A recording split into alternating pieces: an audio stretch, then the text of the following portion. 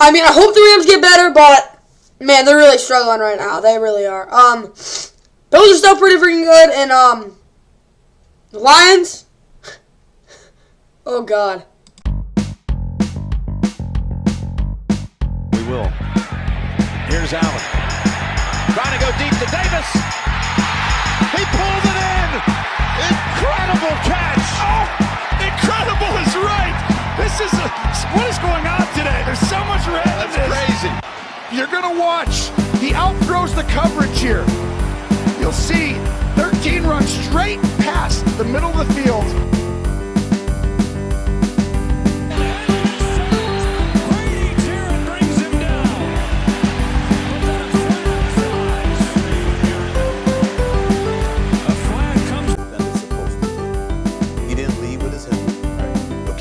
Didn't hit him too low. Okay, snap his leg in half or something like that. Put his shoulders on him, grab him.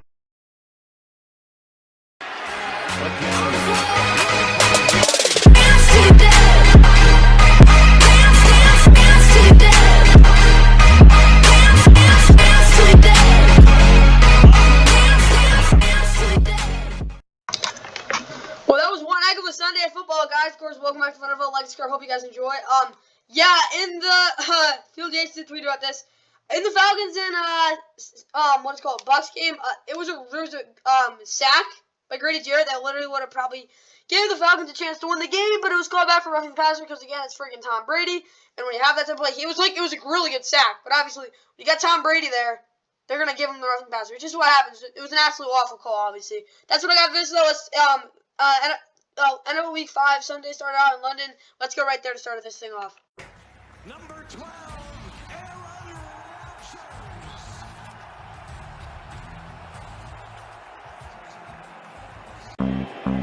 Rodgers under some pressure, trying to make something happen with his legs, and he finds Cobb up the middle, and Cobb to the Giants' 40. Snapper, Pat O'Donnell the holder, Mason Crosby the kick from 46, and it's a 3-0 Packer. Steps away, down the sideline for Tunyon, and there's the flag for the Packers at the 4-yard line.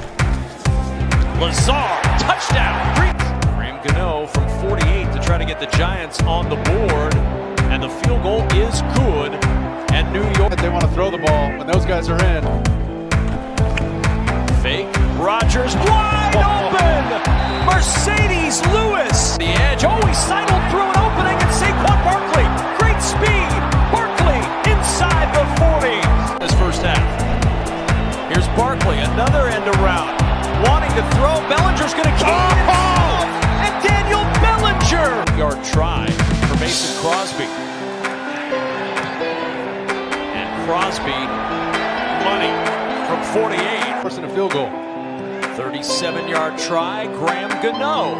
And the Giants put points on the board. Hopeful of. Thanks, Stacey. Rodgers off the pump, on the roll. Nobody open. Rodgers coming back for it. The catch made by Randall Cobb. This is an incredible fight. Second goal at the 2. This is Brightwell pounding the middle. Gary Brightwell. What a time for his first NFL touchdown. Ted Jones. There's Barkley in the open field. Oh, what a move. Saquon Barkley down the side. The only question was, did he report? Because you can't have him out of the game. And Barkley takes it into the end zone. You ready for Lazard? Ball batted again. Incomplete. The Giants hold the Packers out of the end zone. 1:02 to go. All right, the Giants, they pulled off the upset. They went into London facing off against the Packers, and they won. Yep, they won. And the amusing thing is they're still in third place in the division. You'll see in a little while. But yeah, the Giants are now 4-1. Great start to the season. No one expected this. I mean, no one. Not even the most delusional Giants fans. They're 4-1 though. 27-22 win over the Packers, who offensively they didn't score a touchdown in the second half. They did not look good whatsoever in the second half. Their only points were on a safety with 11 seconds to go. They did not look good whatsoever. Daniel Jones, pretty pedestrian, but again, he got it done. Probably his best game of the season, being completely honest. 21-27, 217 yards. Saquon ran the ball really well. That's all I really need to say there. Daniel Jones had some key runs. Matt Breida didn't get a ton of carries. Wasn't very consistent. Gary Brightwell had his first career touchdown, and Daniel Bellinger had a nice touchdown run on that crazy end-around play. Darius Slay, very, very good game. That's what you like to see from him. Davis Sills is a very good blocker. I'll give him that. Made some couple good catches. He's like he gets the most snaps really. Marcus Johnson made a couple of nice catches. I didn't get to see a lot of like Richie James, and yeah, Chris Myrick also had a catch as well. Defensively, I mean, Julian Lovell played really well. He's been playing really well the whole season. I think Adoree Jackson's okay now, but he looked hurt. That's all I know from him. Dexter Lawrence was again a beast. He had a nice sack. Nick McLeod, I mean, he did his job, but like didn't do a ton. Jalen Smith pretty good in pass coverage, made a couple big tackles, of course, busted coverage on the last play, whatever. Tony Jefferson, kind of like what you expect. He's old. Tay Crowder played pretty well. I mean, O'Shea Jimenez had a nice sack off the edge. Kayvon Thibodeau, of course, hit off his chin guard or whatever, his helmet on those tip passes, but great stand by them. Kicking wise is pretty good. Special teams overall was really good. Go to the Packers side. Aaron Rodgers, yeah, he was 25-39, 222, 2 touchdowns. Those deep shots are just not working. They can't get that going. He was really consistent the whole day. Could not get it going on that last drive in the red zone. Didn't look great in the second half. He looked really good in the first half, though. Made the crazy 2 really nice plays to Randall Cobb. Yeah, they ran the ball well. They just didn't do it enough whatsoever. Randall Cobb for 99, pretty good game. He had a really good game. Yeah, Allen Lazard had a touchdown, but he was really frustrating. A lot of just incompletions. Romeo Doubs, I don't know, tough game for him. He definitely could have had a couple big plays, though. Robert Tonyan, I did a solid game for him. Joshua Dubois, pretty good in the red zone, just didn't make a ton of plays. Mercedes Lewis, of course, of that wide open touchdown, a really nice play. Quay Walker played really well. Eric Stokes did not. That's why he had 5 tackles, but I think he didn't play terrible. Devine Campbell could have been better containing, controlling gaps, or gap control is really what he needed to work on, but I don't think he played bad whatsoever. Jared Alexander, I mean, whatever. He could have made a couple tackles, but it wasn't the worst game in the world. Preston Smith had a nice sack. Other than that, it was really all for this Packers defense. Look at the game stats. Yardage went to the Giants. Yards per play went to the Giants. First downs went to the Giants. Third down efficiency went to the Giants. Fourth down efficiency, basically the same. Plays went to the Packers by 1. Time of possession went to the Giants. The Giants really actually won this game. They played well. It was a pretty clean game. I liked how it was. It was a really good game. But yeah, Giants just came out on top. If this Giants always, I said for them to run the ball for over 100 yards and 2 touchdowns in the first half, 2 touchdowns in the first half. Daniel Jones, Matt Breida, and Saquon. They really didn't get much going in the first half. They were down 20-10, but they were able to keep it pretty close again. But again, they really got going in the second half. And then I also continue to throw the ball outside the numbers to get receivers open as the corners will be aggressive against the limited receiving core. Yep. They ran a lot of bootlegs, a lot of play action. They got it outside the numbers. I like that a lot. Ran some screens out there. They got a lot done. Overall, for this offense, I'll give them 3 pluses. I know that seems like a lot, but again, this Giants offense is really just challenged. But they've been able to get it done running the football as well. But passing-wise, serviceable game for them. For this Giants defense, I said play aggressively underneath as the Packers receiving core isn't going to do crap. Yup. Pressure Aaron Rodgers by slowing down the run game under 4.5 yards per carry. I don't know if they got that, but it was pretty good. It only used 4 rushers on 3rd and 5+ with stunts and chips. Yep, they got pressured on Aaron Rodgers. Defensively, they played really well. Give them 3 pluses as well. They had to play a really good game. This is probably, they could have played even better, I think. But again, they had to play a really good game, especially in the second half to win this. That's exactly what they did. I'll give them a 5 because they shut out in the second half. First half, they didn't play great, but again, they played well enough to win. I think so. They kept them in the game really, but the second half, they were absolutely awesome. You got to realize the Giants they're playing well right now. Let's get to the Packers. And when we're talking about the Packers, they did not run the ball enough in the second half. That's really a big problem. Take some shots out to the numbers. They did that and get back to the RPO rhythm. They didn't really get that going either. Offensively, I think it was a little bit of a disappointing game. I'll have to give them a minus. But again, in the first half, they did enough to win. So that's what I got. Packers defense fit the run with 6+ men in the box per every play. So it was really the fact that Saquon got the ball in other ways, and he got pretty good gains on every single run. They did not give the Giants many good looks running the football, though. I got to give them that. They played really well defensively at times. But again, they kind of let them down. I got to give them a minus. If they played better in the fourth quarter, because they were not great in the second half, being completely honest, but if they played better throughout the whole game, I think they could have won this one. I just don't think the Packers played a very good game. But again, hats off to the Giants for going across the pond and knocking off a team that they weren't expected to beat whatsoever. Let's go to our next game, and this game was just hats off to the team that won, but they definitely took advantage of a golden opportunity. From East Rutherford, New Jersey, CBS Sports presents the National Football League. Boy, heavy pressure. They were bringing sauce. The ball loose.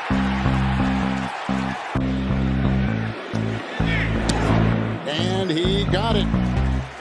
On the move with a couple backs and a fake by Wilson and a block by Uzama, and downfield they go. This is the rookie running back Hall. There's a block downfield by Berrios. Still on his feet. On the move.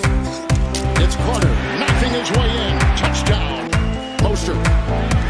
Gets a foot race there with Johnson. Wow! Left on the move. Thompson's got the ball. Here they come, and there he goes with the wobbly wrist. It's picked off! And that's the first interception by Gardner. Good block right there by Brown. Here comes Wilson to the end zone. Touchdown, Jets in the pistol.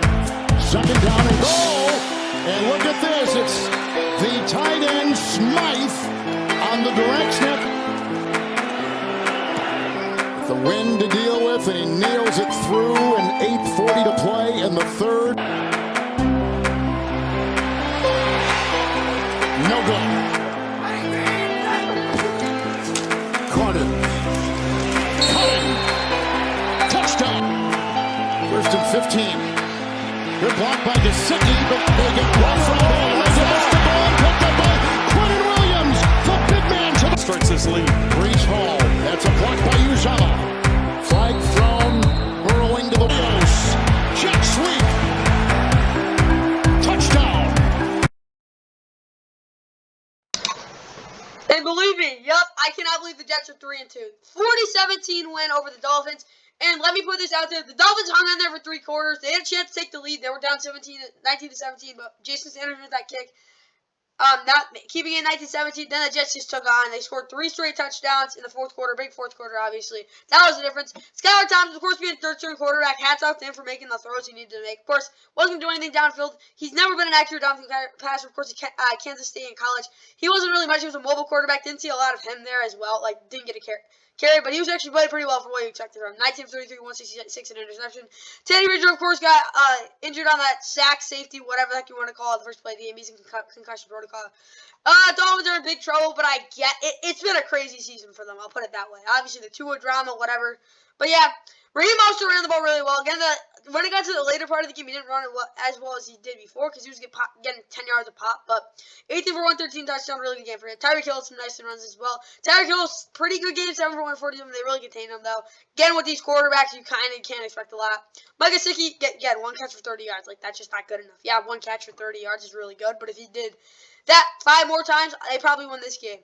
Myles Gaskin, Jalen Waddle, Cedric Wilson did not do a lot. They were really limited, again, because of their quarterback, but Tyreek Hill got the ball, which was good. I got hats up to Skylar Thompson for going in there and putting up a pretty good fight, but they just couldn't get it done because, again, they were offensively challenged with that. Brandon Jones was not great. In the run game, he wasn't great, but again, the pass coverage was pretty good. In the box, he just needs to be better in the run game. Really bad with gap control, probably because he's younger and just the fact he's not great right now. Elena Roberts, really good game, but again, gap control is something they need to work on. Nick Needham was covering was supposed to be covering Brees Hall on that play. He did not. Keita Kale actually played pretty well. No big plays. Jerome Baker got a little, but he got a little humbled. Yeah, he had a sack, but he got a little humbled. I'll put it that way. A lot of misdirection on him. He got a lot of wrong gaps. Did not cover the right. He got humbled. It wasn't bad pass coverage though. Christian Wilkins didn't have the same effectiveness we're used to seeing from him. Jalen Phillips did not get a sack. That's all I got to say there. Javon Holland, pretty good over the top, but I expected him to do more in the box, and he just didn't get it done. Melvin Ingram was just really not getting much of his usage for him. Jason Jags, of course, missed that big field goal. I think that's cost him in the end, but hey, you're going to miss some kicks.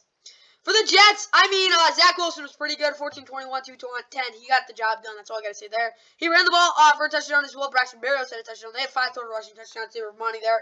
Yeah, Michael Carter, if he has a game like this every once in a while, it's okay. I get 2 carries, unacceptable, but you get 2 touchdowns. Pretty good for him. Brees Hall had that monster huge catch. Other than that, he had a pretty good game. Solid running the football. He's their number 1 back right now. Corey Davis, yeah, he had 2 catches, but they were big catches. Garrett Wilson, whatever. He had a game, nice game. All the other guys didn't do a lot, but CJ Uzama and Tyler Conklin were money blocking. Defensively, CJ Mosley got the job done. He knew what he was getting in that quarterback. A lot of checkdowns. He sat on a lot of those routes. Quan Alexander, there's actually punished the running backs, other than Raheem Mostert because he's not fast. Jordan Whitehead and DJ Reed could have been better, but I think the real reason they won this game was Sauce Gardner on defense. He just took advantage of everything he got. He didn't give up crap. Getting over the top. They couldn't get over the top. That's when he realized I can start playing aggressive. But yes, Carl Lawson had a nice sack.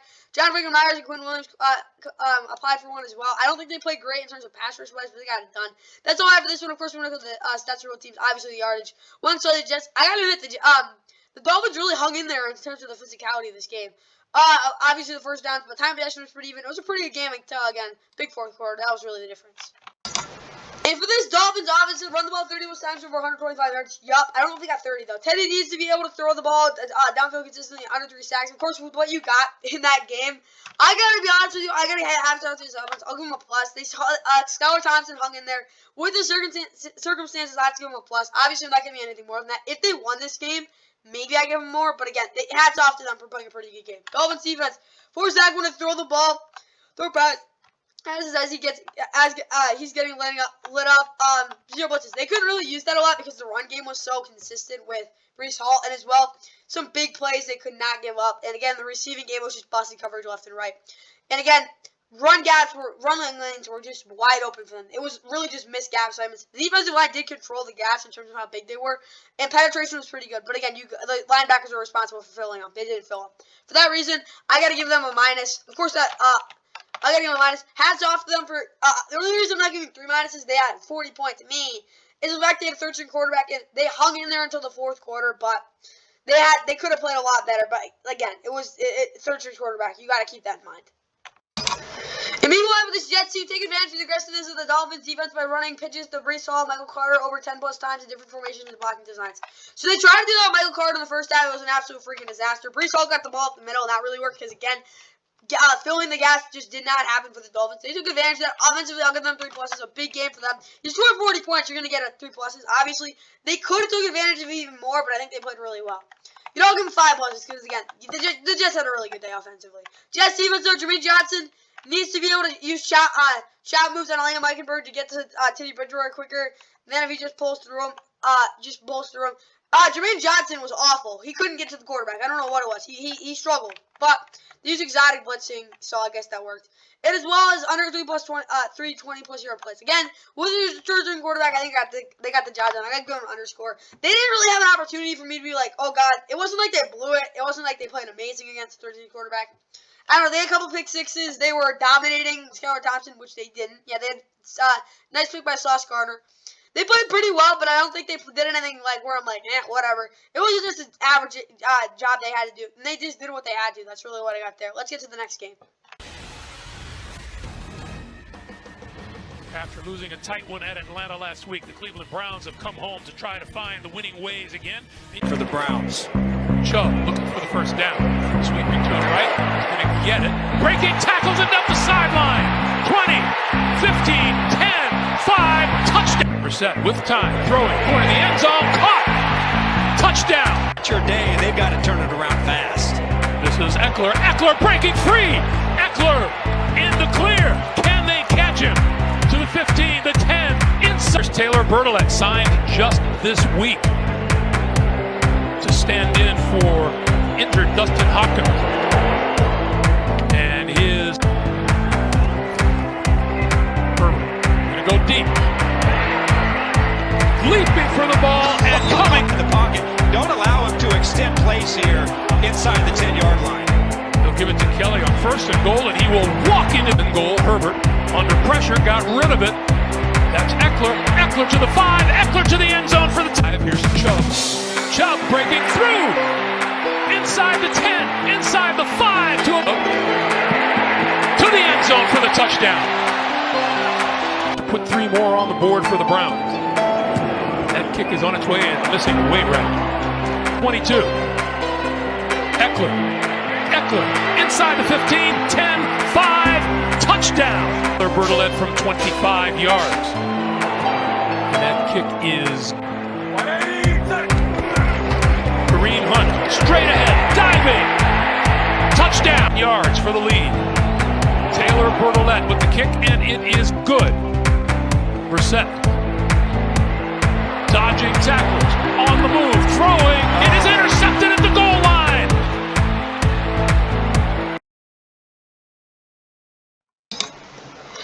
In Cleveland, the Browns blew another game. 30-28 win for the Chargers. Chargers sold as well. This game was a kind of a sloppy, not well played 4th quarter. But again, They got on top. It was a game they had to win. The Chargers are now 3-2. Browns lost 2 in a row. They're now 2-3.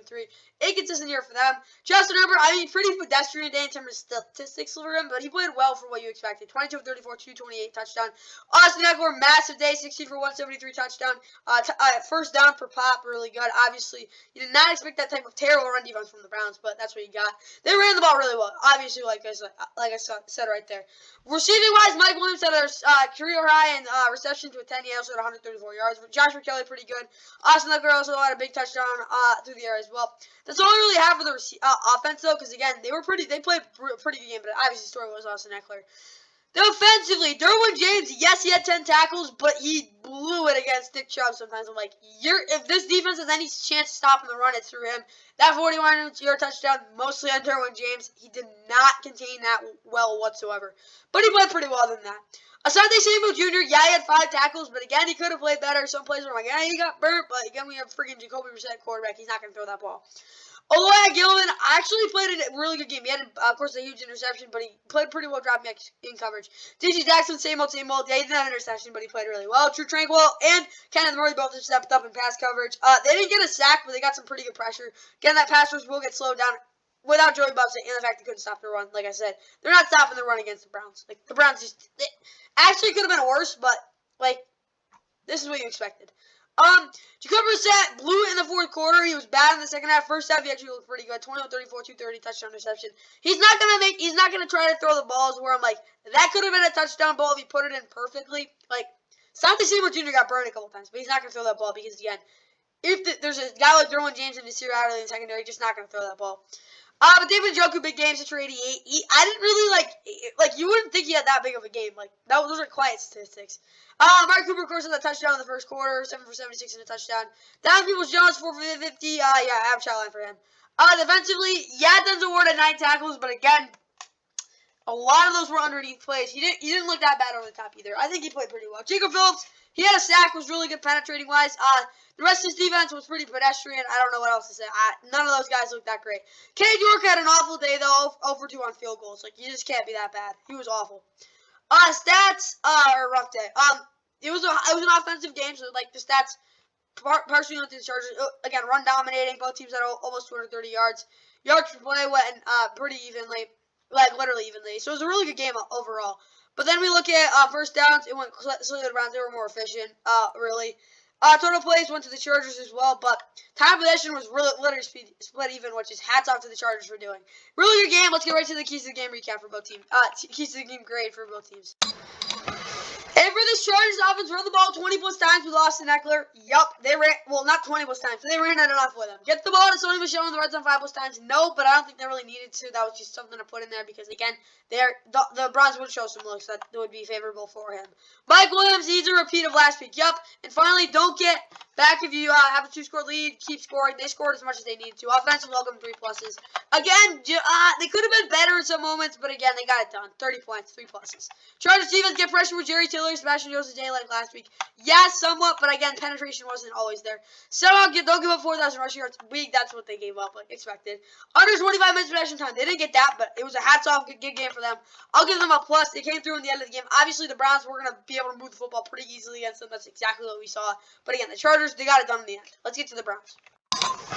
And for as well as the Browns ran the football, they needed to run it even more because they were not taking time off the clock. Obviously, they're a running team that's just not going to maybe get as much time off the clock.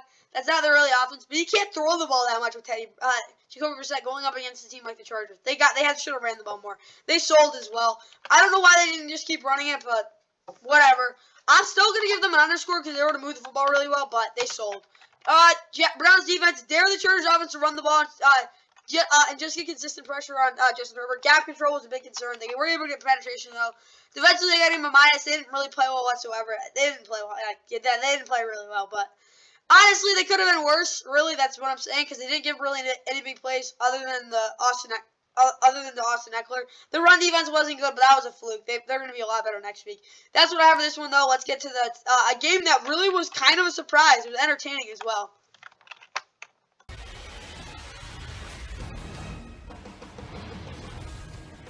TIAA Bank Field on a sunny day in Jacksonville. Terrific start to his season. The 26-yard chip shot attempt is perfect. Clear, the 7th-year place kicker. Good operation, good hold. The kick cutting. Play action from Lawrence. Rolls out, probes, here they come. Complete. Big play, Marvin Jones. From 50 earlier, this one 51, and Fairbairn is perfect. Ball here as you're trying to go down the field. 3rd and 15, here they come, hit of the release over the middle. ETN football is loose. Texans have 6. Good snap, good hold. There's a flag thrown. Peterson obviously has made his adjustments. Play action with a bootleg. Lawrence throwing end zone. It's intercepted. Cooks lines up at the bottom. Here comes Jacksonville. Mills hoists it up, and was it caught? A fight for the football. Can they get one here in Jacksonville? Pierce breaking tackles. Pierce still on his feet, and they finally bring him down. Pierce on the take, and he bangs it in. And Lawrence on 4th and 10 to try to keep their day alive, and it's incomplete. Looking for Ingram. And in Jacksonville, the Texans won 13-6. It was an entertaining game, I'll put it that way. There wasn't a moment in the game where I'm like, oh, this is boring. But yeah, the Jaguars, they're bad again. 13-6 win for the Texans. They finally get the first win of the season. Good job for you guys. Jags are now 2-3. They're not looking so hot right now. Davis Mills, 16-24, 140. Again, he got the job done. He was really efficient.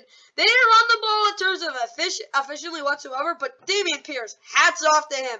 He was a bowling ball. Of course, you saw that amazing run he had. He didn't, this dude's got a really good motor. Nico Collins, 4 for 65. I mean, one big catch. That's really all they had passing-wise. Defensively, Jalen Petrie was really good. Derek Stingley, incredible. Desmond King shutting down those Jags receivers in the slot. No big plays. Christian Kirksey played pretty well. The only complaint I had would be that Jonathan Owens and Cooper Hill were not physical enough. That's really it. They played awesome. For the Jags, defensively, they're very good, obviously. They held the Texans offense that is run right through Dameon Pierce pretty low. But again, Trevor he made some really awful decisions and awful throws. 25, 47, 286, 2 interceptions. That's all you got there. Travis Etienne Jr., yeah, they ran the ball really well. They did not do it enough. They did it with Travis Etienne, not James Robinson. James Robinson was really the fact that they knew they were going to run the ball when he was in. I think that was part of it too. Jags offense is pretty predictable, but hey, it kind of worked out, I guess. They didn't do that well, though. Stats-wise, yeah, they were able to move the football, but again, the red zone, they sucked. They scored 2 field goals on 10 trips. They were awful. Maybe not 10 trips, but they were not good. And they got shut out in the second half as well. But then we go over to the defense. They played well. I mean, yeah, they could have been better in terms of forcing some turnovers, but they held Dameon Pierce in check. Forcing Luka and Zach, I think, yeah, they could have been a little more physical, but they couldn't really get after the quarterback because that running game was so intense. But that's what we got for this one. And then we go look at the stats. Yards actually went to the Jaguars. They have played a lot. But again, time possession went to the Texans. They had the ball, really controlled it well. Did not move the football well. But again, 2 interceptions thrown by Trevor Lawrence. Bad picks. You cannot have that happen. That's what I got there. Let's get right to the keys of the game grades. And for the Texans, obviously, run the ball 31 times with Dameon Pierce. They ran it a lot with him. Play action like last week to Brandon Cooks and Nico Collins, but the interior defensive line, offensive line has to be able to actually penetrate to give Davis Mills room to step up. Offensively, they were very efficient in terms of the fact that Davis Mills, he had an efficient day. They were able to, again, slow down that pass rush so he had time to throw when he needed to. They were able to run the ball, run it. That's what they did. They ran the ball. I don't think it was a good running game. It was an ugly game, but they were able to run it. They got it outgained. But again, this Texans offense got it done. I got to give them a plus. Yeah, I know they only scored 13 points, but they got it done. You know, I'll give them an underscore because they didn't really move the ball. But I'll give them that. But they got it done. Texans defense, break up the deep shots that Trevor Lawrence will take when you give him looks. They give him looks, but again, the secondary was on point. Fit the run by playing outside techniques with the defensive line. That worked really well. Fast guys got it done. It let Christian Kirksey, Cooper here, and the rest of the linebackers clean up. They did do that somewhat, but again, cleanup wasn't really an issue because they were able to penetrate really well. Defensively, I'm giving them 7 pluses. They put out a heck of an effort. Again, they were able to get the football moving on them, so it wasn't like they were super dominant, but they were really, really good. Let's get to the Jags. And for the Jags, if Trevor can actually hold a football, they can win. Yeah, he could hold a football, but he just threw it to the wrong team. Offensively, they were horrible. They were in the mood with the football, though, so I'll only give them 3 minuses, but they were really, really bad. Jags defense contained Dameon Pierce. Yup, set the edge. No. Focus on the C gaps. That's where Dameon Pierce loves to throw on through. Yup. And finally, get consistent pressure with Traylon Walker and Josh Allen off the edge. Not very consistent, really, with that. The Jags defense just got absolutely worn out. I'd be shocked if they're able to stop Jonathan Taylor if he plays next week, or just the whole entire Colts running game next week, but who knows? Colts are banging up as well. Battle 2 really worn out teams next week. You got the Jags and Colts. Yeah, but if you're a Jags fan, you gotta say defensively they got the job done. I'll be honest, I'll give them a plus. Obviously, you don't give them 3 points. They held them points, but again, they just did not get to do what they want. They stopped the run. That's what they do to start. Then they forced turnovers and get after the quarterback. That's what they like to do. They could not do this week, W's, because the Texans offense were able to really wear them down. That's going to be a cool conclusion for next week, but that's what I got there. Let's get to a game that was really competitive, and I really just think it came down to the last play.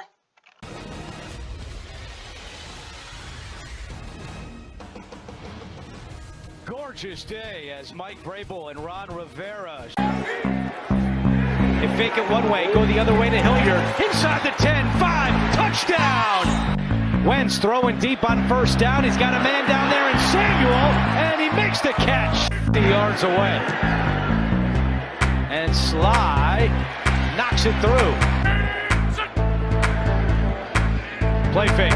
Wentz taking a deep shot down the middle of the field for Brown. He's got it!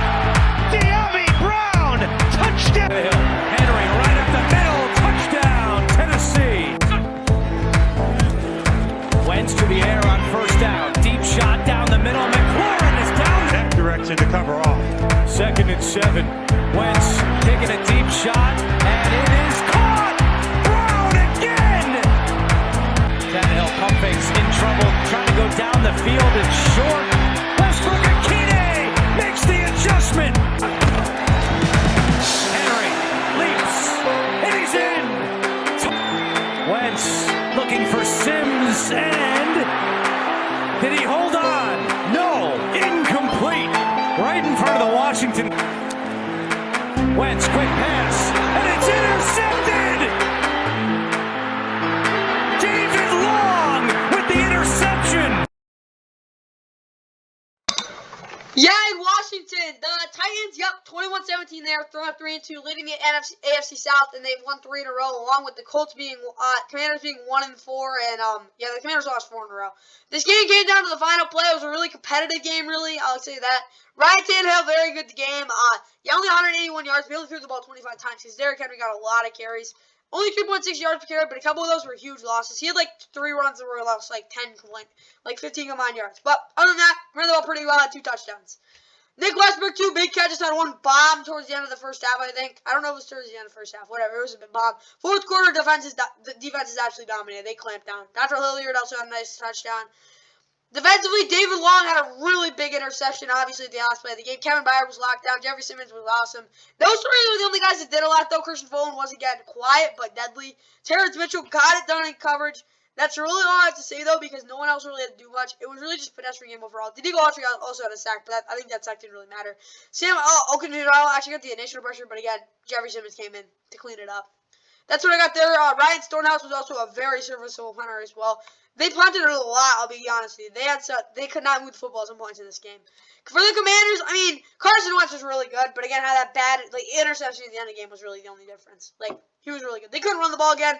The shotgun looks, I don't know what their fuck were doing there. I get it worked a little last year, and it worked to start this year, but they got to figure something out there. 25-38, 359, 2 touchdowns, interception for Carson Wentz. Receiving-wise, Diamond Brown, 2 catches for 2 touchdowns and 105 yards. Pretty big play game for him. Terry McLaurin, 5 for 76 was really good. Other than that, everyone got their job done on the receiving end. They held their weight. Cam Sims, I expected that from Cam Sims, not Diami Brown. But, hey, you never really know. Cole Holcomb, he had 11 tackles, but another guy, gap control, was really big, played really well in that facet. Kind of reverse, though. Couldn't really stop the running backs out of the backfield. Really, that's what he needed to do. Montez Sweat and James Williams got a ton of pressure. They had 5 sacks, I think. That was really their defense, but they played well. Other than that, Tress White, getting a pretty good punter. Stats, it was a pretty ugly game in terms of yardage, but yeah, it was dominated by the 43 rushing yards, just pathetic. But yeah, that's what you got there. First downs went to the Commanders. They actually Titans with time possession, but that's really what I got there. Turnovers, of course, the picks, the interception, but really well played game. Yeah, I liked how it played. And what I said for this Titans offense was to run the ball 50 plus times with Derrick Henry, 5 plus broken tackles. Yup. Heavy play action to Robert Woods, Nick Glassberg, and Kyle Phillips. It worked perfectly there. Offensively, I'll give them a plus. They actually struggled with the ball a lot at points in this game, especially because they couldn't really stop any of the Washington pass rushers at points, but they played well enough to win. Titans defense 5 plus sacks, 50 plus pressures, 10 plus TFLs, equals under 15 points allowed. They really weren't that dominant in this game. They gave them a couple big plays. It was really just a slap performance. They came through in the end, though. Again, give them a plus. Titans played well enough to win. Let's get to the Commanders. And for this Commanders offense, figure out a way to run the ball. So Carson actually has time to take a step in the backfield. I gotta admit, the offensive line really was able to hold their own in the pass game, but again, they just can't get downfield. They were a really conservative game for that Commanders offense. But at one point, Carson Wentz is gonna throw up his hand and say, "What the heck else do I have to do?" Like, really? Like, obviously in the game they could have won it there, but whatever, it happens. But yeah, Commanders offense, they let it down in the end. I gotta give them a minus there. If they didn't let it down, even then, like, they didn't play a great game. They can't run the football. It's hard to win games when you can't run. Commanders defense, under 20 minutes possession time, no shutdown, Derek, somewhat, and 3 plus sacks. Yup. Defensively, they played a good game. I actually think they played well enough to win. Yeah, one big play in that pass game and a couple touchdowns on the ground, but they really got it done. You held that offense to 21 points. That's really all I got there. Let's get to the next game. This game was awful. It was not a good game. I'll put it that way, but hats off to the team that won. Billy's happy, and the New England Patriots take the field on a beautiful day in Foxborough, Massachusetts. Inside handoff. Ooh. And the Patriots think they stopped him. Folk, 37-yard attempt from the right hash. From the 18-yard line, Goff looking. He throws, and it's Jack Jones. From the 20, it's Stevenson. First down and more. Still going. Ramondre Stevenson finally caught the league on third down. Patriots have also struggled in the red zone. Only 6 touchdowns in 13. Let's get to the 23 for a first down. Goff under pressure. Lost the football. Patriots recover. It's in the hands of Kyle Duggar. And 44-yard attempt. Folk. Now 37-yard attempt from the last pass. Folk kick is good. 4th down and 2. Goff's pass caught by St. Brown, and he is stopped short. First down and 10 as Zappi pulled it in. Now throws. Touchdown. Checkpoint over 3 on 4th down, including the sack fumble return for a touchdown. Goff throws.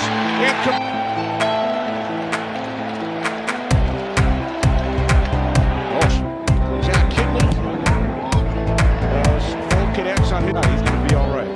The experience is invaluable. And now Goff fires downfield. What a catch. And the previous #1 offense in the league puts up a goose egg against the Patriots. Yeah, the Patriots huge win for them, 29-0 win over the Lions. The Lions, I get they wanted to be aggressive, but you got to kick field goals there. You can't get shut out. Like, that's just all I got to say there. Jared Goff, 19-35, 229 interception. He could not do anything. Like, he had no time, blah, blah, blah, blah, but he did not look good. Probably because he's playing Bill Belichick, but he just did not look good. Did not get any of the looks. Probably because they couldn't really run the ball well. They didn't run it a lot either. They tried to, they just couldn't do it. Josh Reynolds, yeah, 6 for 92, but again, he wasn't great. Craig Reynolds actually was really good in the receiving game. He was really their whole offense. Defensively, yeah, Deshaun Elliott, 10 tackles, interception. He played pretty well, clamped down, but again, their run defense was absolutely brutal. Alex Anzalone was the guy who could have, covered Jacoby Myers. Didn't do it. That's what you got there. Other than that, I actually don't think this defense played terrible. Malcolm Rodriguez stepped up pretty well. And Jeff Okudah got a job done as well. But they didn't get any sacks, couldn't really get much pressure. They got dominated on the ground. Like, this tells you all the whole thing. 25-161 for Ramondre Stevenson. Bailey Zappi, 4 incompletions. That's all you need to know there. Yeah, bad interception. That was really it. Jacoby Myers, 111 and a touchdown. He played really well. Hunter Henry at 454. Defensively, I mean, if there was a game where I actually had like a small thought about this, it would be this one. And yeah, they got it done. Matt Judon's an absolute monster. He had 2 sacks. Jack Jones, probably the best corner in the NFL right now, performance-wise. But that's what I got there, guys. I mean, their defense just got it done. Like, you don't even need to look at the stats. You don't need to look deeply into the film, but you can if you want to. But it's literally like you just watch blah blah blah blah blah. You can tell like the Lions, yeah, they were going to move the football, but they're really decision making. Nick Folk was also really good on kicking wise. But yeah, yardage, it was really close. Like again, it was just a fact of 4th down, 0 for 6. Why did you have 6 attempts? I really don't know. They could have scored 6 field goals if you wanted to know, or probably like 4. Never mind. This game could have been probably like 20-12. Being completely honest with you, it was not a 29-0 game. Dan Campbell's decision, though, that's all I got for this one. Let's get right to the keys of the game. Grades, though. And for this Lions offense, continue the incredibly crazy big plays. That just did not happen. 30 plus points and over 30 minutes possession time. They could move the football. That's why I won't give them 10 minuses. But they were awful. Lions defense win the turnover battle. No. Under 50% on 3rd down. Maybe, I don't know. And absolutely no big plays. They got big plays. They got dominated the run game. They actually played better than what you could expect, but I gotta still go with minus. They didn't play that well. They actually played better than they have all season, though. That was definitely their best performance. Let's get to the Patriots. And for this Patriots offense, 40 plus rush attempts. I think they got that. Play action to Kendrick Bourne, Devontae Parker, and Jacoby Myers. Occasional shots to Nelson Aguilar. Play action game worked when it needed to. I mean, offensively, I'll give them a plus. Bigger young in for them. Bailey Zappi played pretty well, but again, the run game was really good. They didn't blow me away really at all, though. That's all, to be honest with you. They didn't do. You know, I'll give them 3 pluses.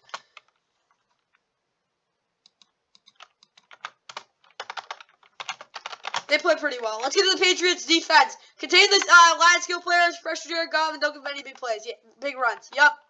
The reason I'm not giving them 10 plus is because, again, they did get the ball moved on them. That was really the only difference. If they didn't get the ball moved on them at all, maybe a pick 6 or 2, then they get 10 pluses. But they played really, really well. Let's get to the next game. Well, in a parity-filled National Football League, it's appropriate that half the teams, including the Chicago Bears, have 2 wins. Right to Cook, walks in. Now Carlos Santos is back. Michael Badgley took over last week and went 4 for 4. Provided the only points for the Bears in the loss to New York. 11th play of this Minnesota drive is a Dalvin Cook walk-in touchdown. A little toss play here on the inside to Jalen Reagor and the former This is a huge drive for Justin Fields. Taking a shot for Darnell Mooney. What a catch! Absolutely incredible! Here's Montgomery speeding ahead, spinning in for the touchdown. Winner with 24 seconds left. Will Lutz had the double doink for New Orleans, allowing Minnesota to survive and win. Joseph. What a pop pass. Velus Jones. This is what he can do. And Velus. Blocked. This from 43 for Santos. Oh, nearly got to it. Did the Viking roll. And Bill Gorey's there.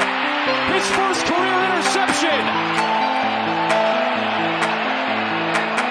And after trailing by 8, Cousins trying to sneak it. And Kirk Cousins to take a 7-point lead. Quick snap. Cousins out route. Jefferson lunging to get it. Wanham got the pressure. That ball came out loose. Zadarius Smith knocked it away. But the Bears will maintain it. Underneath, he finds the former Viking Amir Smith-Marset. And it's stripped away by Dantzler. And, yeah, the Vikings are 4-1. I'm not really happy they're 4-1, but they are. 29-22 win over the Bears. Bears, of course, not a very good team. They're not 2-3. And I'll tell you what, Vikings fans, you're gonna be all happy you're 4-1 and leading the NFC North, but you look no better than the Rams right now, and the Rams are they're not very good right now either. So that tells you something. But yeah, good, they won. That's what I got there. They beat the teams they needed to beat. Justin Fields 15-21, 288 touchdown. He actually threw the ball really well, but again, damn, I got right. Yeah, touchdown. He didn't have really good blocking, and like they didn't run the ball enough either. Like, yeah, Justin Fields 8 for 47, did not run the ball really that well. Darnell Mooney, 1 big catch. It was really just, like, inconsistent dink and dunk plays. I mean, it was really throwing the ball well because, like, 1, 2, 3, 4, 5, 6, 7. 7 guys caught passes. 8 guys got targeted. Jalen Jones, yeah, he had 8 tackles. Don't think he played particularly well. Kyler Gordon did, though. I wasn't shut down Justin Jefferson, but he played well. Eddie Jackson, first game, he looked a little human, but he still played pretty well. Nicholas Moreau, 7 tackles, whatever. Roquan Smith did not look good in coverage, but decent in the run game. I don't know. He didn't have a great game. Kendall Vildor, yeah, he had an interception. Didn't play really well other than that, though. Justin Jones had a nice sack. Defensively, they didn't really have a great game, but whatever. Vikings, Kirk Cousins, yeah, pretty good game. 32-41, 296 touchdown interception was horrible. They ran the ball really well, though. Alexander Madison, probably too many carries, but got to mix it up there. 18 for 94, 2 touchdowns for Dalvin Cook, though. Yeah, Justin Jefferson, yeah, 12 for 154. He played really well. Irv Smith Jr., pretty good. At the end, did not get open. Simple as that. Jalen Rager also had a touchdown. Cameron Dantzler played well. He did dance around a lot, though. Dino Hunter got a lot of pressure on a sack. Zadarius Smith didn't want him, also out of the combined sack. Defensively, kind of expected more pressure, but they did lock it down in coverage. That's what I got for this one, and then look at the overall stats. Yardage went by a lot to the Vikings. They dominated them in a good amount of coverage. Yards per play went pretty similar, because, again, I think the Bears were more efficient. They did not have the ball nearly as long, though, and, yeah, that's really what you got there. Let's get to the keys of game grades. And for this Bears offense, said run the ball 25+ times. I think they know. Consistently get huge chunks off play action with Justin Fields extending plays. Yup. Over 400 yards with one or few turnovers. No. But again, Justin Fields was pretty good. Honestly, I'll give them another score offensively. They hung in there. They got the job done. Bears defense just stopped the run and crack Kirk. They couldn't stop the run. They were actually pretty meh off play action. I got him a minus. They really didn't play that bad, honestly, overall. But again, they didn't play well enough to win. And for this Vikings, obviously, it was plain and simple. They did not force the ball to Justin Jefferson. He simply got open. That was really it. I'll give them a plus. They played pretty well. John, I like his defense, so you got to stop the run and actually play defense against an offense that was otherwise terrible. I mean, horrible. I mean, they played well. They did limited a lot of yards, but again, they could have played a little better. They played well enough to win. Again, I'll actually give them 3 pluses. The Vikings didn't play a great game, but they didn't play terrible. You know, I actually don't even underscore because I actually don't think this Vikings defense played anything really that well. The blocking for the Bears is really bad. That's what you got there. Let's get to the next game, though. Seahawks and Saints. The New Orleans Saints back home after a tough defeat last week in London. And today they welcome in the Seattle Seahawks. To the upright in the crossbar. This one from 56. And he says, well, after last week, flush from the pocket, throws it at the last second, and what a throw to DK Metcalf. Metcalf stays on his feet and rolls into the end zone. After Geno Smith's first incompletion, he'll go back to the ground. And Penny gets some room down the sideline. Jason Myers gets his opportunity from 56. And he is true as well. Back to Taysom Hill. Hill up the middle and in. The Wildcat quarterback takes the takeoff, running the world, and now the ball is free, and Taysom Hill jumps on it. Quarterback and Dwayne Washington checks in at running back. He's going to block for Hill, and Hill yet again. That'll get you back in field goal range, but he dropped the ball. And Seattle picks it up. Smith steps up, and he is going to take a shot. He's got Lockett in stride, touchdown. Just get there. That's Kamara. Well, Kamara's back in there. They set up the screen for him. He's got it high, and he's across midfield and into open space. Here we go. How about that? And his first pass is a beauty for a touchdown. Play action. Smith sets up in midfield. He wants the end zone. He wants Lockett, and he's got him again. Geno will turn around and hand it off, and there's Walker's first big run of the game, and it's a huge hole. Kenneth Walker, the 21-year-old rookie, is gone for 6. With Hill, this is one to go every time, and now he's gone. It's a foot race, but the speed of one of when he gets there, no touchdown. Escapes the pocket, has nowhere to go. He's being pressured, and Cam Jordan takes him down to the ground. And the Saints are now 2-3 with that thrilling 39-32 win over the Seahawks. MVP of this game, player of the week, Taysom Hill. We'll talk about him when we're over the Saints side. But yeah, hats off to Geno Smith. He's looking like one of the better quarterbacks in the NFL. 16-25, 268, 3 touchdowns. A lot of deep balls, a lot of big plays.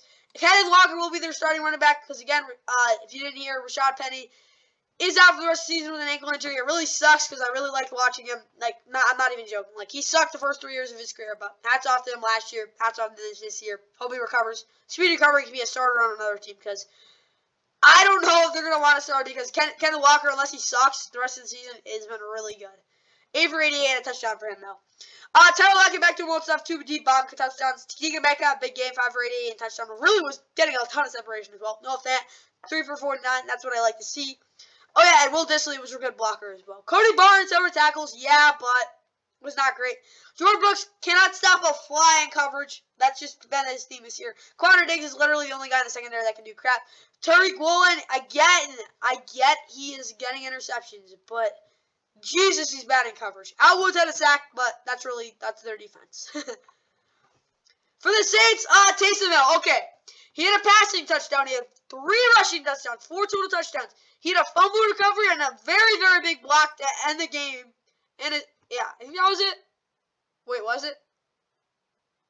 And I think he had a tackle too. Whatever. He did everything. He was amazing. Andy Dalton, 16 for 24, and 16 for 187, touchdown interception. He got the job done.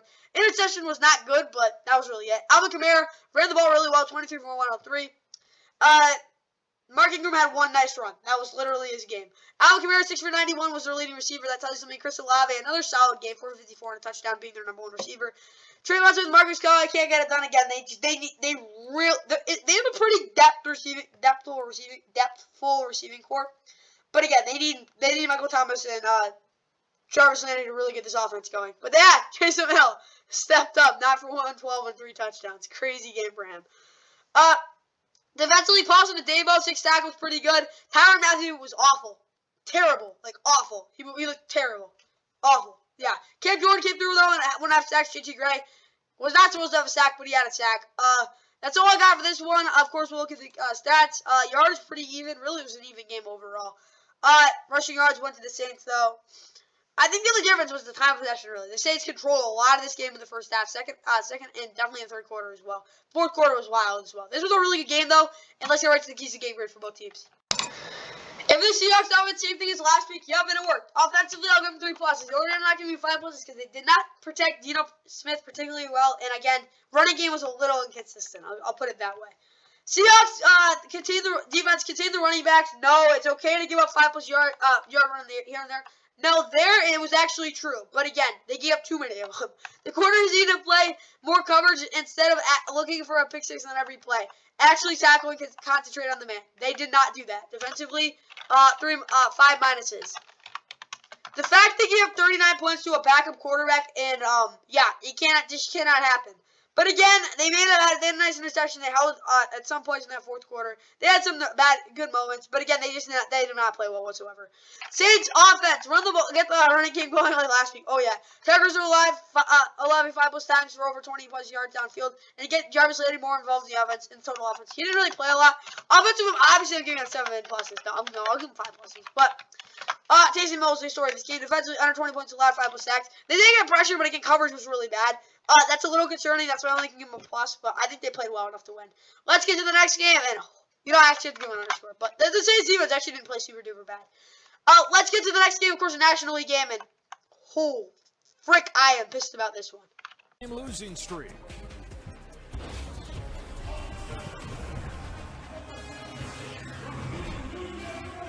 Welcome to Tampa. Good up front, some short yardage situations. Fournette, it's going to be close. Boy, it is going to be really close. Pressure again. This time picked up, so Brady's got time. He wants Evans. Mike Evans. For Tampa Bay, Leonard Fournette. He's in. Touchdown Bucs. He's got it.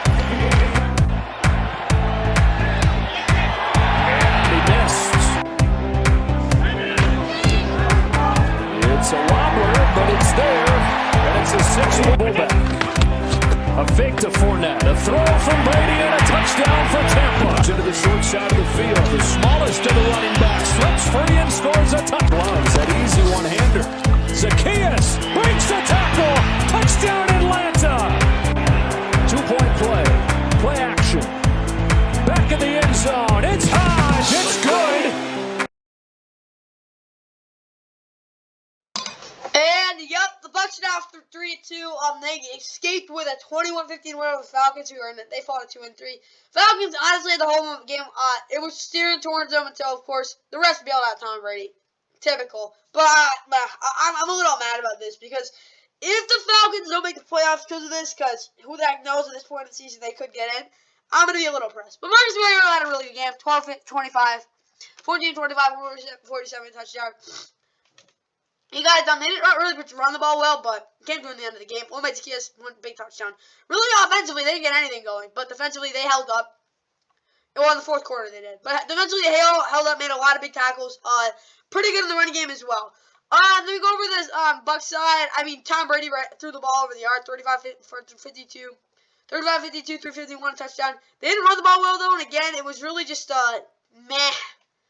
Really did not get it. They struggled in the third quarter. End of third quarter. Really, that second half they didn't play that well. But when it came to receiving wise, I mean, Mike Evans, 4 for 81. No one really had a great game, other than of course Leonard Fournette, 10 for 83 and a touchdown. But that's really what we got there. Defensively, Antoine Winfield Jr. played well, really good the first half. They really played well overall. I mean, Logan Hall had a nice sack. DeAndre Sennett, I don't think he had a nice sack, but he got it sacked. Vita Vea, Joe Triangle, had a sack. They got a lot of pressure. They had 6 sacks. But overall, I don't think this was the greatest game I saw within this defense, but again, they got it done. Other than that, that's really all for this one. It was really just a kind of a boring game, honestly, but it was entertaining towards the end. 20 yards went to the Bucs. Then we go to first downs, and yeah, it was the Bucs had most of these stats, but again, it's a little deceiving. The Bucs didn't really look like they had a lot this game, but they did. So that's what we got in this one. 21-15 for the Bucs. Let's get right to the keys of the game grades, though. And for this Falcons offensive, run the ball for over 5 yards per carry by using plenty of motion. Nah, not really. They didn't use that a lot. Majestic run designs, none of them were beautiful. Heck used the offensive lineman in the run as well. They actually used them in motion a couple times. It was pretty cool. But honestly, offensively, I don't think they played that well. I'll give them an underscore, though, because they had some nice plays in the second half, but they couldn't really get anything going. Falcons defense, get off the field early in the first half. No big plays, somewhat. And then A.J. Terrell covered Chris Godwin, yup. And then Mike Evans in the red zone, yup. Defensively, they played well. I think they played well. I actually give them 3 pluses. Yeah, again, the stats a little deceiving, but they held their own really the whole game. That's what I got there, especially when it came down to the red zone. Let's get to the Bucs. And for the Bucs, obviously control the line of scrimmage. Not really. 25 plus runs, maybe. And Tom should probably take a couple of shots. Yup, he didn't even take one last week. He didn't against the Chiefs. That's why they got blown out. Offensively, I think they actually removed the football, so I don't think they played terrible. Again, I'll give it an underscore. They kind of got bailed out, and again, when it kind of turned tides, they didn't really do a lot. The Bucs offense did not play that well last week, but they got it done. Bucs defense, Devin White needs to tone down his aggressiveness and keep his eyes disciplined. I'll actually give the Falcons offense a minus when I think about it now, but I'll give them another score because they did play pretty well towards the end of the game.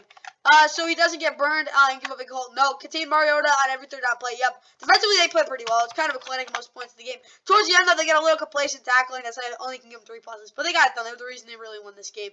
Other than, of course, the refs. That's what happened this one, though. Let's get to a game that, oh, God, this game was, I actually thought the Steelers had a chance to start, but that quickly turned. The Bills Mafia about to transition from tailgating to kickoff here in Orchard Park. Sam Martin, the holder. Reed Ferguson snaps it, and it's blocked. Boswell, 29-yard field goal. Look at that thing moving. It's good. Demands a double team just like. Second and 10. And there you just said you're going to see. That's how much it's good. Here's the kick. Didn't appear to be too wind. Drop them all out. Pickett flushed out. He's going to take off. No, he's going to throw it across the body. Look out. First and 10. Josh fires. Intercepted in the end zone. The rookie up the middle. Cook to the end zone. Back here more often. Right there, and we will. Here's Allen. Trying to go deep to Davis. He pulled it in. Incredible catch. Over it from the 15 to the end zone. Oh, it's a touchdown to Diggs. Pickett goes a deep ball to Pickens. He holds the ball up with two hands. That's great. Harvin on the hold. The kick is no good. I feel like this is really his opportunity to get tight end and he's showing. 3rd and 5. Flings it. And he's got it. There to make sure. Pickett gets intercepted. Interception by Elam. Boswell's kick. Wynn's got to help it. It doesn't bend it enough. Line, but Josh Allen's still out there as he completes it to Diggs. Look at Diggs cut it upfield. And up in Buffalo in front of the whole country, the Bills absolutely walled the Steelers 38-3. I think the Steelers are the number 1 pick. They lost 4 in a row. The Steelers are a really bad team right now. And at one point or another, you got to realize some of these guys on this team don't like losing. They just don't. So you got to realize that. But yeah, the Bills are the best team in the NFL right now. 38-3 win. Of course, they got the biggest game of the year coming up next week. But yeah, they're looking really, really good. Kenny Pickett, garbage time yardage too. But they were actually able to move the football. I'll give them credit there. They didn't run the ball enough, maybe, but other than garbage time yardage, the first half they actually were able to. It wasn't like they were like absolutely getting shut down by the Bills defense, but God, this was garbage time yardage. 34-52, 327 interception. The interception was really bad. Kyler Elam was awful, but yeah, he had a nice interception. If you want to know about him on the other team, whatever. George Pickens had a really nice catch. That was really all I know from him. Jens Johnson, solid game. Chase Claypool, solid game. Well, the guys were pretty productive. Defensively, they were an absolute mess. I mean, at one point or another, you got to realize Minka Fitzpatrick can't do everything. He was like literally covering the whole entire backfield. On the touchdown, he was playing up. I don't know why, but he was. And then on the Gabe Davis touchdown, he was covering him.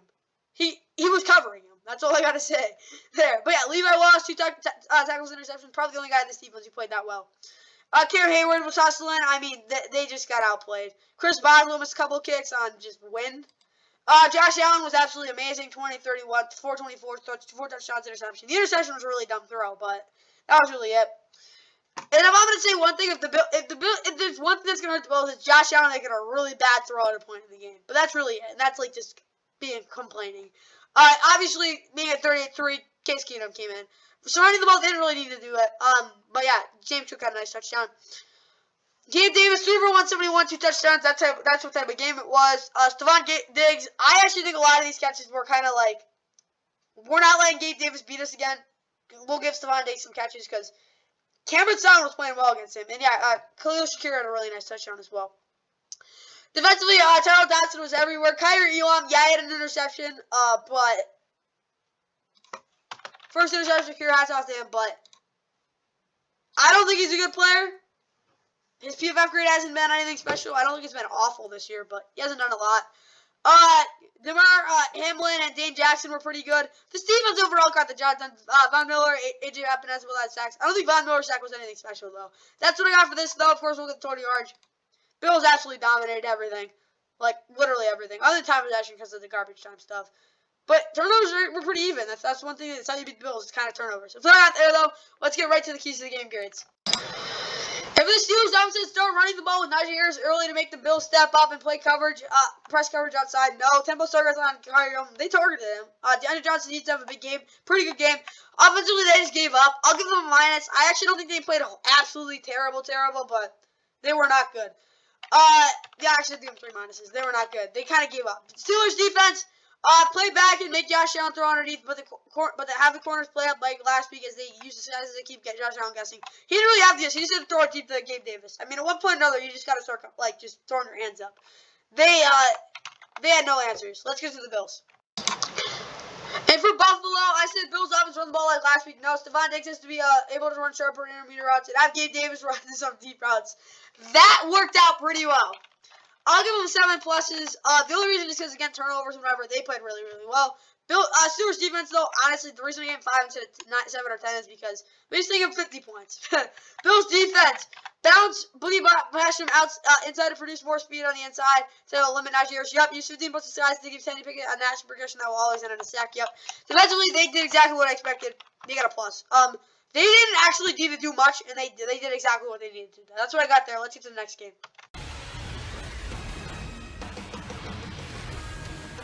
It's week 5 of the NFL on CBS. Big hole.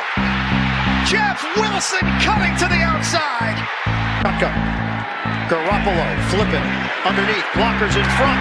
Turning it upfield for the touchdown. Spilling in. Francisco on the move once again. Fake it. On the boot. Garoppolo. Open man. Once again. Kittle fumbles the football. Today. Eddie Pinheiro from 41 yards away has been very consistent, and he missed it. He said he's watched a lot of Bosa recently because he likes to see how other guys do it, pick up tips here and there.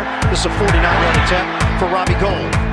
And it's right, timing around, looking sideline, little separation there. And tape, it looks different than other teams.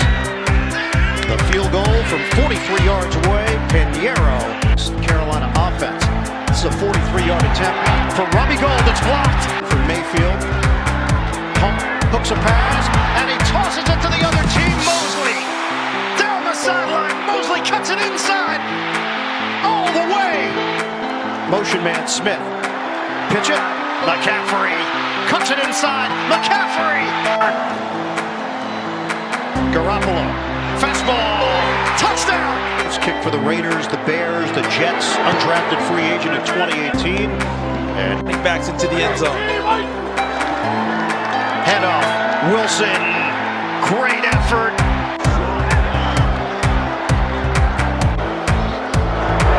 .34-yarder is good. Getting wide for the score. Touchdown, 49ers. And I think it's pretty easy to say the Panthers are the worst team in the NFL. They're now 1-4. They've had a rough season. Obviously, if you didn't hear yet, I put a video out about it. Matt Rule is now fired. So Steve Wilkes, the guy who coached the Cardinals, and the Cardinals were the worst team in the NFL back in 2018. He's their head coach. Phil Snow, their defensive coordinator, also got fired. They got blown out 37-15 against 49ers yesterday, though. 49ers are now 3-2. Good win for them. They're not the first team in the NFC West. They're not the best team in the division, or they shouldn't be by the end of the year, but they are right now. Jimmy Garoppolo, pretty pedestrian day, 2 touchdowns. It was really good. They ran the ball at will. Tevin Coleman, only 2 nice play, 9 yards per carry. That was really the end of the game.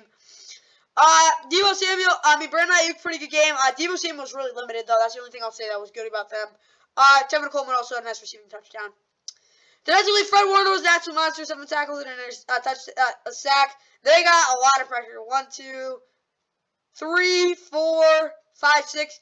I'd be surprised if this wasn't the best defense in the NFL by the end of the season. Emmanuel Mosley had a pick 6 and a torn ACL. That was his game. If I were him, I'd go back in a time capsule. Never had that pick 6 happen, and tell the coach, can I just not play the rest of the game? That's what I tell him. But Emmanuel Mosley, I feel really bad for him. I hope he has a good recovery. They're gonna miss him immensely because he was their best corner. And of course, Travis Ford, amazing signing. He's worked out very well for them. For Panthers, Baker Mayfield is not going to start next week. It will be Philip Blockers. He went 5-6 for 60 yards, though. Baker Mayfield was absolutely horrendous. 20 of 36, 215 interception. He was horrible. They couldn't run the ball either. Yeah, CMC had a nice touchdown, though.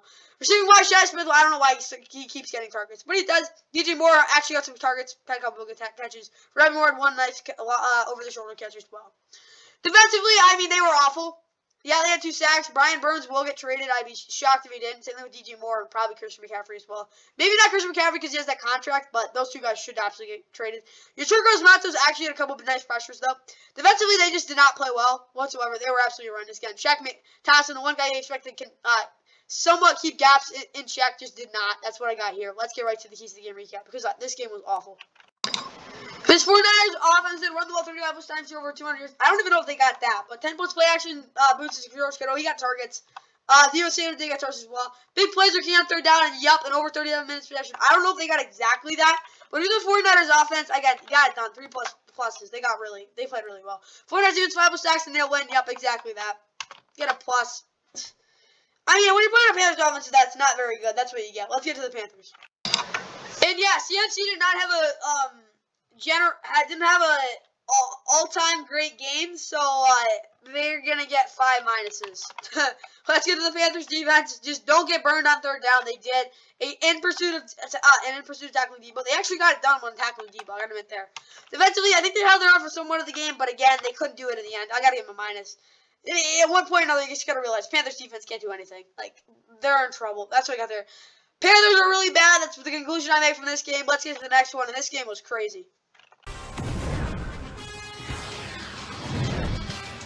Jalen Hurts leads the NFL's only unbeaten team into Arizona. So if you don't even get those, look at this lineup in the backfield. You don't even get those third quarter numbers. Hurts, touchdown, Eagles.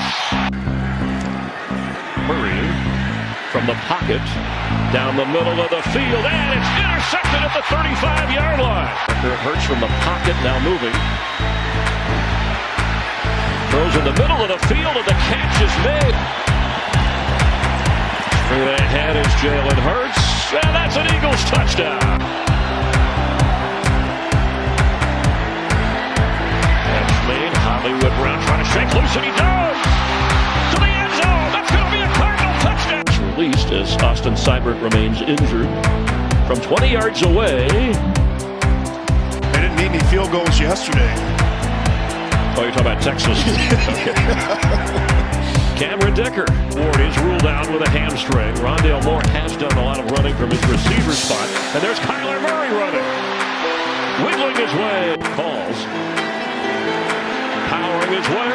Eno Benjamin has a Cardinal touchdown. Snap, kick, hold. He got it.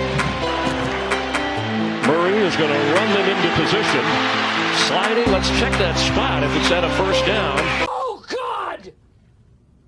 No! God, please, no! No! No! Oh, hell no! And oh, dang. The Eagles are 5-0. They should not have won this game. They were bad in the second half. They were not good in the second half. But Cardinals absolutely outplayed them. But, yeah, they won 2017. They've got a huge game against the Cowboys on Sunday Night Football next week.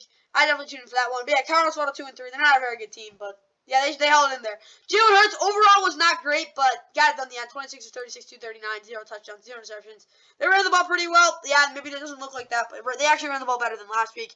Dallas Goedert 8 for 95, pretty good game. On film, Devontae Smith was absolutely amazing. AJ Brown did not get open enough. Simple as that there. Chauncey Gardner, 2 tackles and an interception. Played pretty well over the top, but he did get looks where I'm like, what the frick was that? Darius Slay, 7 tackles. Pretty good game for him. TJ Edwards had 5 tackles. Marcus Epps had 5 tackles. Kaiser White, Joshua Scott, also both had 3 tackles. And your same with Jordan Davis. Defensively, they had 1 sack. They played pretty well. Overall, the Cardinals said, though, Kyler Murray, of course, the last play of the game. He should have slid after that, but again, I'd actually fake spike it there and take a shot at the end zone. I don't even really know what to say there. When you got a kicker who's the worst, shouldn't even be in college football. That's how bad he is. Yeah. You kind of got to, just realize that. 20-42, 252, a touchdown interception. Other than that, Kyler Murray played pretty well. They ran the ball well too, so that's pretty good. There's no really concern there. Benjamin had a touchdown, though.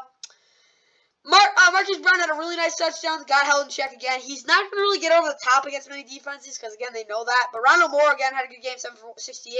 Zach Ertz pretty good. Defensively, Isaiah Simmons had 8 tackles. Byron Murphy had a sack. Zach Allen also had a sack. Defensively, they played well. Total yards, I actually think Cardinals actually outplayed them there. First downs went to the Eagles. Touchdowns went to the Eagles. I actually think it was a good game for the Cardinals. Again, they actually outplayed them, but Eagles came out on top. They're now 5-0. Let's get right to the keys of the game grade. So this Eagles offense, 30-plus points, 200-plus rushing yards. Jalen needs to be able to hit those outside the number throws in the intermediate routes and have Jalen run some more zone reads. They didn't do enough of that offensively. I actually got to give them an underscore. They played okay, but again, they kind of needed some plays where I'm like, I think there could have been better play calling. But whatever. Eagles defense played too high and dared the Cardinals O-line to be more powerful and clear lanes for their running backs out of the spread set. They actually did that. And after the zone Reddick play contained against Kyler, they didn't use him the way they should have, but that's what I got there. Defensively, I'll actually give them a plus because, I actually give them an underscore, but they look kind of like, I wouldn't say pathetic. They looked like a joke out there in the second half at points in that game. But I mean, I guess they played well enough. Let's get to the Cardinals. And for the Cardinals, I said they've got to have a serviceable run game. Yeah, play action, add a pistol to Marcus Brown. Yep, and a touchdown for Zach Ertz would be nice too. I don't think he didn't have a touchdown, but offensively they played pretty well. But again, just could not. They got to be better there on that last play. That defined the game. Cardinals defense is put over shut up time under 4 yards per carry. I don't think you got that. Under 20 points. Yeah. No. Well, basically, under 350 total yards and 2 forced turnovers. They didn't get those turnovers, but defensively they played well. I think they played pretty darn well. First half not so much. Second half they played well enough to win. I'll give them a plus. I don't want to recap this next game because I have to because I'm obligated to do it. Let's get right to it.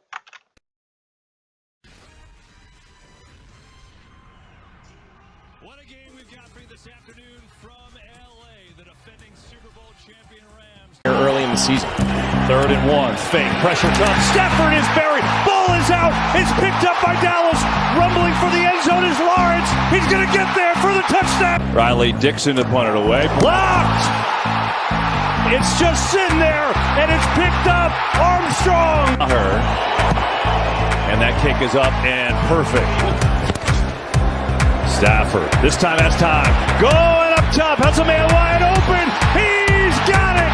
Down to the 10. It's 2-2 Atwell on the 29-yard field goal attempt. Get the Rams on the board. And it's up and good. It's Gronick in motion. You see they got the bunch with the 3 over the top. Stafford. Cobb. What a catch. Cooper Kupp turns on the Jets. Kupp racing away. Cooper Kupp all the way. Touchdown.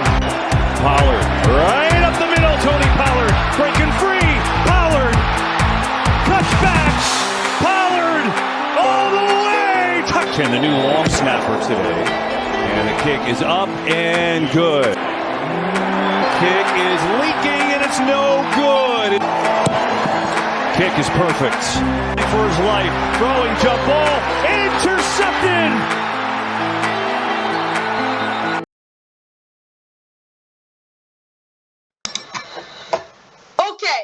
The Cowboys beat the Rams 22-10. Hats off to them. The Rams suck right now. I'm just going to say it right there. Good job, Cowboys. Take your darn win. But their offense didn't do crap. They had one big play for a touchdown. That was their whole offense. If you wanted to know, that was really it. And if they expect this is not sustainable. I'm sorry. If you're a Cowboys fan, offensively, this is not going to sustain you any wins. Receiving guys, this stat line should never get you a win, Cooper Rush. But, hey, they got it done. Defensively, Trayvon Diggs was awful. He just was. He was not good. But they had 5 sacks. Pressure actually wasn't super great, though. I got to admit, in the first half, the Rams were able to solve it up. They were able to play well in the first half against that pressure. Billy Cooker had a nice interception, though. I mean, I like Billy Cooker, so the only guy in the Cowboys that I'll ever root for is Billy Cooker, if you wanted to know. LVE was pretty good, though. This whole defense was dominated. Like, the Rams got dominated on defense. Here's the thing. Those big plays they gave up will come back to bite them. It's not sustainable the way they play there. Yeah, they're a dominant defense. Well, they haven't played an offense this year where I'm like, they haven't played legit offense. Okay. If they dominate the Eagles next week, I'll take them seriously. But unlike the 49ers, I don't take this team seriously because the teams will still move the football on them. But if you're a Cowboys fan, you shut down the Eagles next week. I'm all in on your defense. Not your team, your defense. They dominated the Rams. That's what you got there. But, like I said, if they're able to blow up the run against this Eagles team, and they're able to not give up any big plays, we can start talking. But this Cowboys defense, let me be honest with you, they're about to get something against the Eagles next Sunday. I have a feeling about it. They're gonna give a lot of big plays, a lot of rushing yards. They're gonna get dominated. That's what I got there. Partly because they're playing a really good offensive line as well, but those big plays, they will come back to bite them. If the Rams play them again in the playoffs, this is just not going to happen. If the Rams make the playoffs anyway. But Rams offense, the only good thing I have to say here is they can move the football. That's all I got to say. But when are they going to run the ball with Darrell Henderson? Like, Jesus. He is the best running back on this team by far. Cam Akers is not the best running back on this team. I'll say it there. He should not have gotten freaking 13 carries. Matt Stafford, he's hanging in there. 28-4, 2-3-0-8, touchdown interception, just really the touchdown. But other than those two big plays, the Rams offense was awful. 7 for 125, touchdown for Cooper Kupp. Like, Bam Skowronek gets it done. Kyle Haggerty got it done, but they got to get the ball more to Darrell Henderson. They got to take some shots to Allen Robinson. Allen Robinson needs to get the ball downfield on a jump ball. That is his game. Right there. They're jump balls. That is his game. His game is jump ball in the red zone. He's that jump ball receiver. Physical receiver. That is Allen Robinson. Darrell Henderson needs to get 25 carries a game. If they don't give him that, the Rams are not winning the Super Bowl. Or even have a shot to. The Rams are really bad right now. Defensively, I have literally no complaints. Aaron Donald was amazing. Jalen Ramsey was great. No complaints for this defense whatsoever. They keep playing like this. The Rams offense, if they can figure it out, there's not many teams that are going to be beating the Rams. But it's really just the offense. No complaints about the defense whatsoever. Yeah, tackling could be better, but that's for another day. If you're a Rams fan, you got to realize this. Yes, the offensive line is bad. Zone blocking needs to be something they implement. That's what I got there. Watch it on film. That's what they need to work on. They got to get the ball to Darrell Henderson. If they can get it to Darrell Henderson, if they start giving Darrell Henderson, committing to him, and they actually, and I mean it, they actually get the zone blocking, then we can start talking. But they're not, their offense is really bad right now. Like, yardage-wise, they outgained them. Like, they did. They can move the football. You got to realize that, too. And it wasn't like those sacks for a loss of 20 either. That's hats off on Stafford. But that fumble was bad. That was huge. Man, the Rams are in big trouble right now. But they can move the football. That's the one thing I'll say about this team. That's the hope you got. Let's get right to the keys to the game grades, though. So, I'm not even going to read this because the Cowboys' offense was not good. But again, the big play and the no turnovers were big. I actually have to give them a minus because they didn't do anything. They really just did not. Cowboys defense, Super Cooper Kupp, Darren Matthews Stafford to throw to Allen Robinson. They didn't. They just stopped them. Michael Parsons on 80% of the plays. Yup. Defensively, I'm giving them. I gotta give them 5 pluses because they did get those big plays, which is the little concern you have because the one thing you gotta realize that is unsustainability because if they keep giving up plays like that, it's not sustainable. But then for the Rams, we'll get it to the Rams. Rams didn't do anything right. 5 minuses. Again, they were able to move the football, and they had a couple big plays. That's the good news there. Rams defense, do what you did last week. Yup. The defense actually played well. I'll give them a plus. The Rams defense played well enough to win, but their offense, again, was absolutely horrible. But since you can move the football, I won't give you that, and they scored a touchdown, so that's what you got there. The Rams offense, though, they got a lot of work to do. Still, a ton of work to do. And the Cowboys defense, they're pretty darn good, but again, I won't take them seriously until they beat a team like the Eagles. That's what I got there. Let's get to the next game. This was a really good Sunday nighter.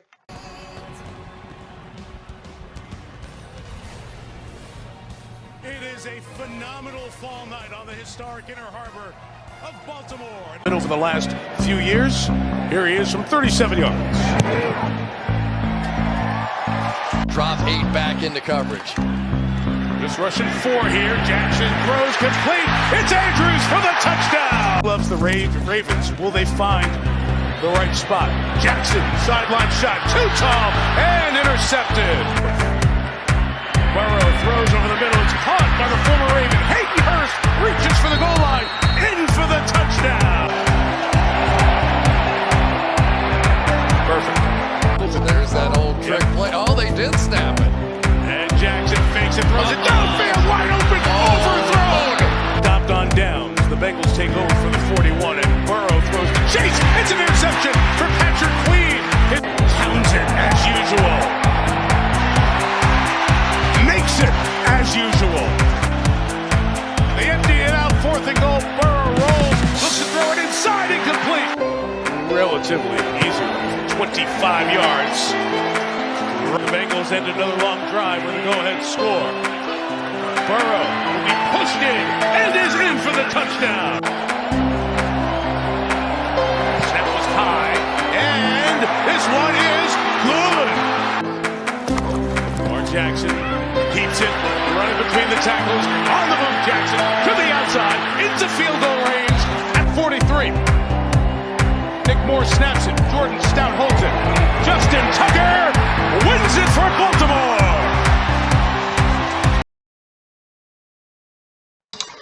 And on Sunday Night Football, the Ravens knock off the Bengals 19-17 in a very good game. Bengals, both Super Bowl teams, combined record of 4-6. It's been a struggle for them this season.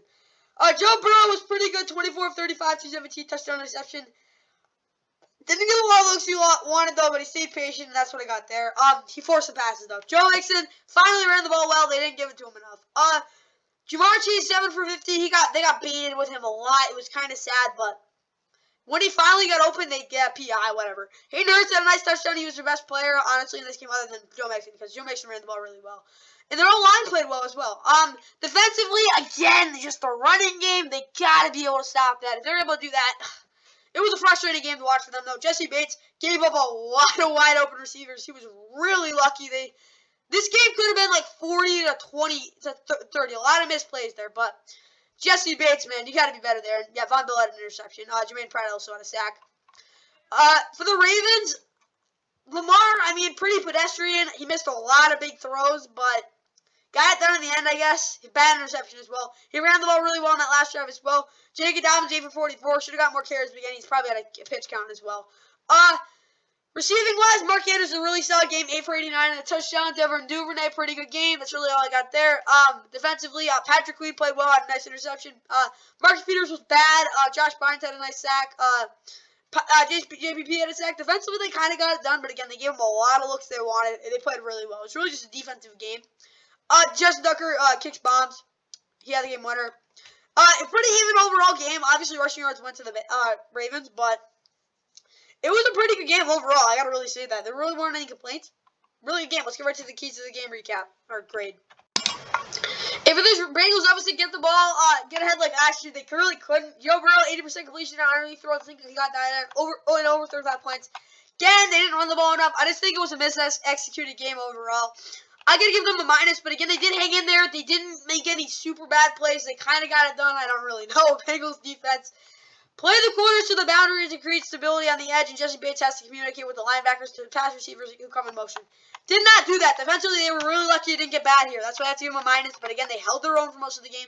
Last drive really didn't, but I actually think this Bengals defense played pretty well. I think they just hurt themselves in the end. Let's get to the Ravens. Okay, for this Ravens offense, not going to lie, they played bad. They missed so many opportunities, but they did not get these two, but Lamar did show up in the fourth quarter. I'll give them another score. I think they played okay, but they missed those opportunities. It seemed like, I don't know, the Chiefs or the Bills or the Eagles even, they're going to lose that game. Ravens defense, no big plays and get pressure off the edges. They just didn't happen last year. They did the absolute opposite as they tried to last year. They didn't try to get a ton of pressure, but they did bring the blitz when they needed to. It was a calculated blitz. I think I liked what they saw there. Overall, if you're a Ravens fan, I think your defense played well enough to win here. I'll give them 3 pluses. They played pretty darn well. Let's get right to the outro, because that's really all I got for this one. So yeah, that's the Week 5 NFL Sunday recap. Hope you guys enjoyed. That's really all I got for this one. And yeah, see you next. Of course, Monday Night Football for me is going on in under an hour. But yeah, that's it. See you next one. Steps up, throws. Oh, what an interception!